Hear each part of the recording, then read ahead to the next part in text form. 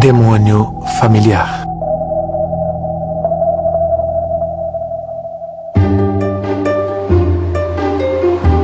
Várias centenas de quilômetros da residência de Gus e Sharon, uma pequena família de Oakville, Connecticut, se viu inesperadamente jogada no meio de um pesadelo paranormal. O meu nome é Kimberly, eu moro com meu marido Mark, o meu filho Matthew e minha filha Jillian. O meu marido é uma pessoa maravilhosa. Ele é um bombeiro. O meu filho Matthew tem 9 anos e meio. Ele é um menino divertido, gosta de fazer piadas, é como o pai. A Jillian tem 8 anos. Ela parece a Kim em miniatura. Eu nunca vi uma criança que gostasse mais de animais. Nós temos 3 cães. O Eagles é um chihuahua que resgatamos. O Sigmund é um Rat Terrier. E o Riley é um mini pastor australiano. Ele é o meu bebê, é como se fosse o meu terceiro filho. Anos atrás, Kimberly e Mark construíram uma casa. Construímos a casa que queríamos. Foi muito legal. Foi como um recomeço para nós. Eu esperava que fosse um lugar do qual teríamos boas recordações durante muitos anos. Eu trabalho para o estado de Connecticut. Sou terapeuta infantil. A Kim trabalha com crianças que têm problemas mentais.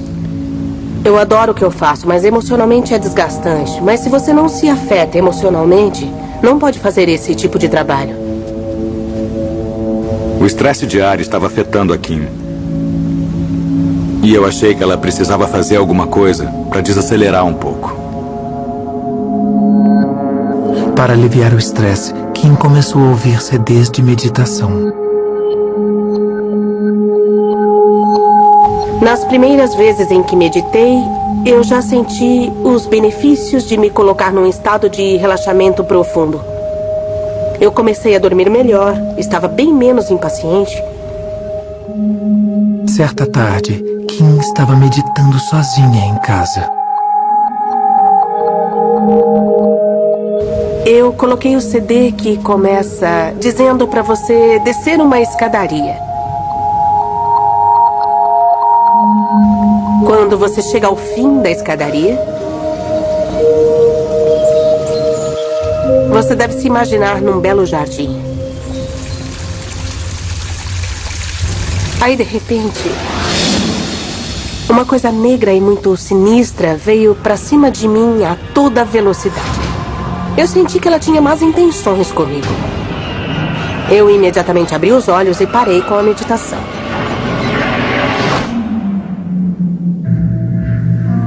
Quando eu saí da meditação, eu não fazia ideia do que fora aquilo. Eu nunca tinha passado por nada parecido em toda a minha vida. Eu não liguei muito. Na época eu realmente não achei que fosse nada demais. Como qualquer pessoa racional, eu tentei encontrar uma explicação lógica para o que tinha acontecido. Ela devia estar estressada, devia ter alguma coisa nela que causou aquilo. Eu perguntei a algumas pessoas que faziam meditação e todas elas disseram não, eu nunca ouvi falar em nada parecido. E aquilo me deixou chateada. Eu imaginei que se eu parasse de meditar agora, tudo voltaria ao normal. Mas não foi isso o que aconteceu.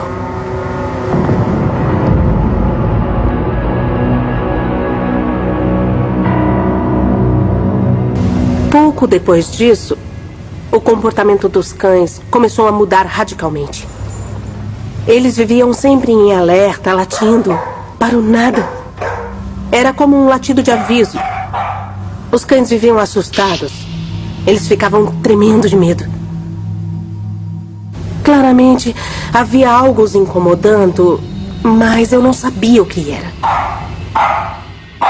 O que acontecia com os cães acontecia sempre quando eu não estava. Mas eu achei que fosse normal. Cães latem. Kimberly começou a se sentir cada vez mais incomodada em sua casa.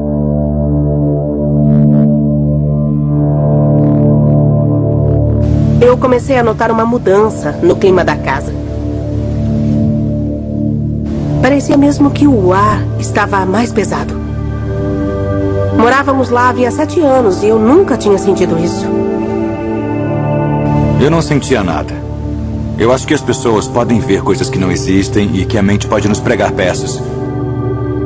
Ele sinceramente acreditava que eu só precisava de sono ou que eu estava imaginando coisas. Esse problema acabou gerando muito estresse entre mim e minha mulher. Eu não tinha com quem conversar sobre isso. Eu geralmente procurava minha prima Christy. A Kim me disse que tinha visto coisas diferentes em sua meditação e sentido coisas estranhas da casa dela. Eu acreditei na Kim 100%. Ela é muito sincera. Eu sabia que não estava imaginando coisas. Eu me preocupava sempre que falava com ela pelo telefone. Principalmente nas noites em que o Mark não estava em casa.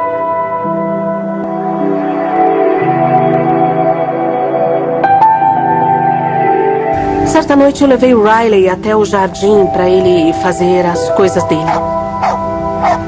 À minha direita, onde fica o mato, eu ouvi um barulho bem alto. Tipo tum, tum, tum, tum, tum. E estava se aproximando. Eu não conseguia ver nada, mas sentia que havia uma coisa correndo em nossa direção. De repente, o Riley começou a uivar, como se algo mordesse. Ele mordia o ar como se estivesse brigando com outro animal. Aí eu me abaixei, o peguei em meu colo e voltei correndo para dentro de casa. Eu tranquei a porta, olhei várias vezes pela janela. Eu sentia que havia algo lá fora, mas não conseguia enxergar. Eu não tinha dúvida nenhuma que o meu cão corria sério perigo. Ficaria arrasada se algo acontecesse a ele. Me senti como se um dos meus filhos estivesse sendo atacado. A Kim tinha a impressão de que era uma coisa que estava além do normal. Mas na época eu não acreditava na Kim.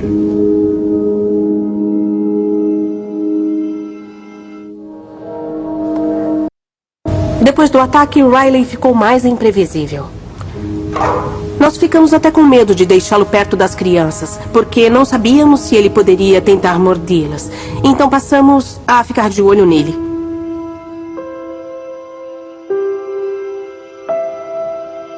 Certa noite, eu convidei a Christy e os seus filhos para jantar. Como Riley andava com um comportamento meio estranho, eu decidi prendê-lo. Tinha alguma coisa estranha com o Riley. Ele estava fazendo uns barulhos horríveis. Rosnava, gemia, mostrava os dentes. Nós tentamos ignorá-lo na esperança de que ele se acalmasse. De repente, a minha filha me disse: "Eu acho que não é o nosso cachorro que está lá dentro." A Christy e eu nos entreolhamos e eu disse: "Eu acho que esse cachorro está possuído." Durante esse período, o Matthew começou a ter medo de ir ao andar de cima. Era sempre uma briga para fazê-lo subir ao segundo andar. Naquele momento, eu achei que o Matthew estava só agindo como uma criança normal, desafiando os pais.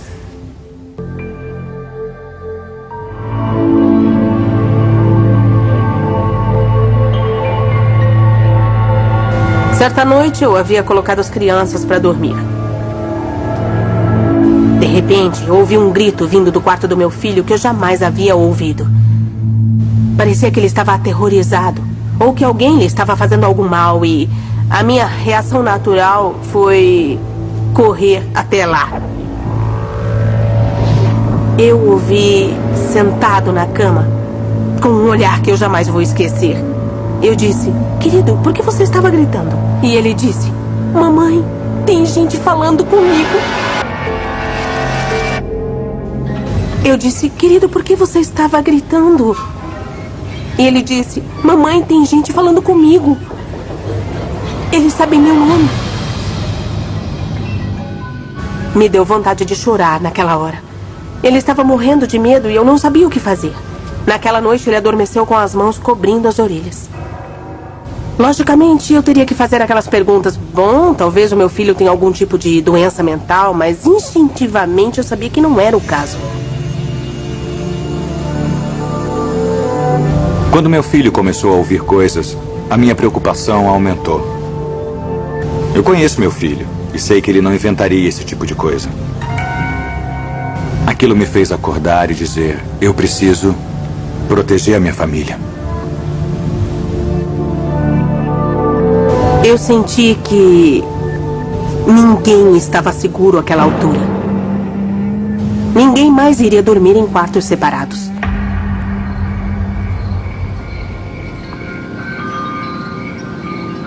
Houve uma noite em particular. O meu marido estava trabalhando. Era bem tarde.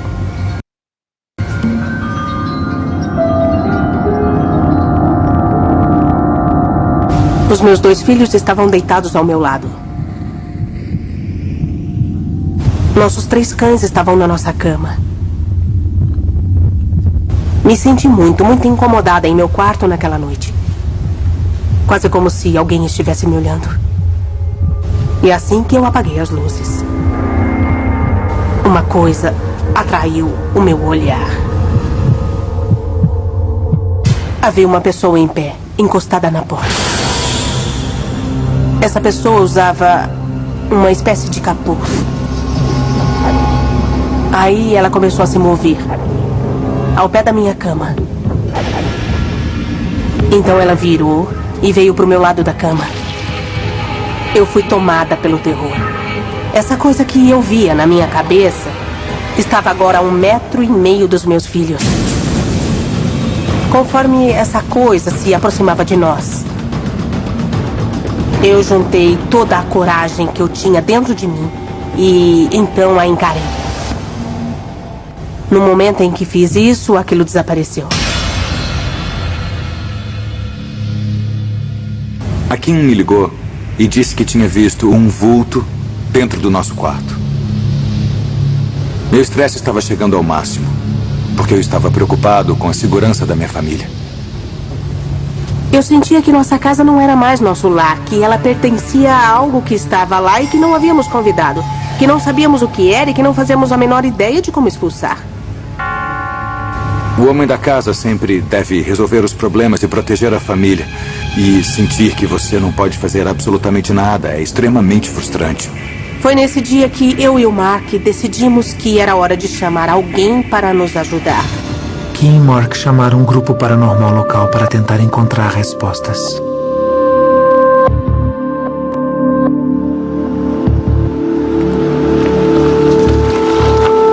O meu nome é Bob Baker, sou o fundador da Investigadores Paranormais de Connecticut.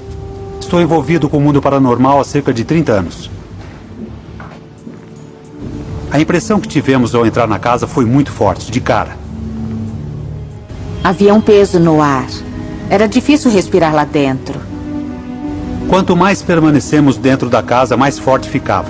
Com base em minhas impressões, certamente havia algo sinistro ocorrendo. Quando fazemos uma investigação, tentamos documentar a presença de uma assombração. Inicialmente, conduzimos sessões de FVE em cada cômodo. FVE significa Fenômeno de Voz Eletrônica. Acreditamos que o FVE é a gravação digital de vozes de espíritos. Nós não conseguimos gravar nada. Outro aparelho que usamos foi o medidor de CEM. Ele mede o campo eletromagnético. Um espírito emana um campo eletromagnético e você consegue captá-lo com esse aparelho. Nós andamos pela casa com um medidor de campo eletromagnético, mas não captamos quase nada. Foi frustrante o Bob e a Rose não terem encontrado nenhuma prova física. Não termos encontrado provas não significa que não havia atividade paranormal na residência. Ao terminar a investigação, dissemos a Kim e ao Mark que mesmo assim sentíamos algo estranho na casa e que acreditávamos neles. A Kim ficou muito decepcionada por eles não terem encontrado nenhuma prova. A Christie, por fim, falou com uma amiga dela, Debbie Pessino, que é médium intuitiva, na esperança de que ela pudesse explicar o que estava acontecendo em nossa casa. Meu nome é Debbie Pessino, eu consigo me comunicar com falecidos e sou também intuitiva, então eu sei o que se passa com as pessoas. Kim e Mark decidiram assistir a um dos seminários de Debbie. Quando chegamos ao seminário, Debbie pediu a todos que fechassem os olhos e começassem uma meditação em grupo. Eu vou andando pela sala e captando coisas. Ela pegava uma pessoa e começava a falar sobre pessoas próximas dela que haviam falecido e a pessoa ficava de boca aberta. A maior parte da noite foi normal. Eu dei mensagens de conforto. Mas quando me aproximei da Kim, pareceu que uma escuridão havia tomado todo o meu corpo. O espírito negativo queria dominar todas as pessoas ali. A Debbie disse que essa pessoa tinha alguma ligação comigo. A energia desse homem era de raiva. Eu nunca havia captado uma presença assim nos meus grupos, nunca. Ela estava imitando a linguagem corporal dele e naquele momento eu soube que era o meu avô. A mensagem dele foi: eu tenho coisas a acertar com a minha família, eu ainda não acabei. E eu fiquei ali sentada, completamente perplexa. O avô da Kim morreu no Dia das Bruxas, de 2005. O meu avô não era uma pessoa muito boa. Ele era uma pessoa autoritária, que ganhava o respeito das pessoas com a intimidação. Mesmo após sua morte, até hoje, os filhos têm muito medo dele. Agora que eu sabia que era o meu avô em minha casa, ficou ainda mais perturbador. Quando eu cheguei em casa e fui para o meu quarto, eu me senti atraída para um determinado local ali e eu não sabia o motivo. Eu olhei para o chão e vi um saco plástico que continha algumas joias que eram de minha mãe. Eu comecei a remexer e encontrei ali uma que eu nunca tinha visto. Ela tinha um pentagrama. Eu comecei a me sentir mal. Na hora eu senti vontade de vomitar. Eu me lembrei vagamente de levar aquele saco para a casa. E foi quando as atividades começaram a se manifestar em minha casa. Aquilo com certeza superou totalmente o comportamento sinistro do meu avô. Eu comecei a procurar outras pessoas da família. E cada uma me dava mais uma peça desse quebra-cabeça. Eu passava muito tempo na casa dos meus avós. Lembro que havia um armário grande lá em cima e tinha uma estátua parecida com um bode com chifres. Era de dar medo. Outros parentes se lembravam de uma Bíblia satânica que pertencia ao meu avô. A casa dos meus avós tinha áreas em que absolutamente ninguém podia entrar. Havia uma porta no porão e não podíamos entrar lá. Havia festas onde muitas pessoas desconhecidas compareciam que pareciam um ritual e que não entendíamos. Havia coisas demais que não podíamos tratar como aleatórias. E tudo isso junto nos levou a crer que ele praticava o ocultismo. Kim imediatamente contou a Bob Baker as revelações sobre seu avô. Ao sermos informados sobre o envolvimento do avô dela com o ocultismo, vimos que aquilo havia aberto uma porta para atividades demoníacas. A Kim encontrou o pentagrama e passou mal. Isso nos indicou que provavelmente havia algo ligado a ele. Qualquer objeto carregado com energias negativas pode abrir portas para atividades negativas dentro da casa. Quando a Kim começou a meditar, foi uma experiência prazerosa, mas ela foi transformada em outra coisa. Quando há uma influência negativa dentro de casa, não é bom meditar. Você basicamente está abrindo a sua mente para essas coisas entrarem e sabíamos que não poderíamos nos arriscar. Naquele momento, decidimos fazer um exorcismo da casa. O exorcismo é uma purificação da casa. Preces são feitas para livrar a casa de qualquer entidade maléfica ou demoníaca. Nós levamos o bispo e preparamos tudo.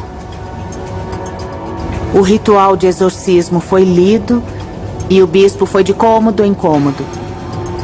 Ele aspergiu água benta e fez o sinal da cruz em todas as portas com o óleo santo.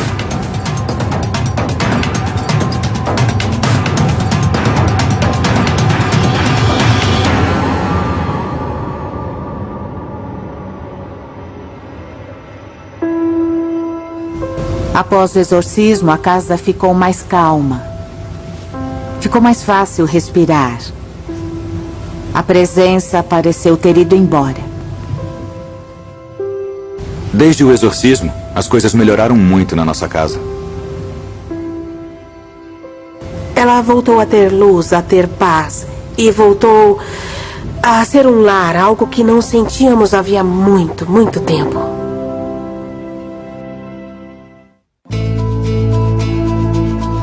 Versão brasileira, Tempo Filmes, São Paulo.